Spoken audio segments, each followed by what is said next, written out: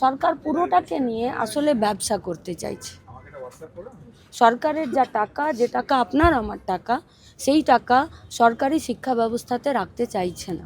তাহলে টিচার আছে, স্টুডেন্ট আছে, সরকার আছে, আমরা ট্যাক্সের টাকা দিচ্ছি, কিন্তু তার প্রপার চ্যানেলাইজ এবং ইউটিলাইজেশন হচ্ছে না।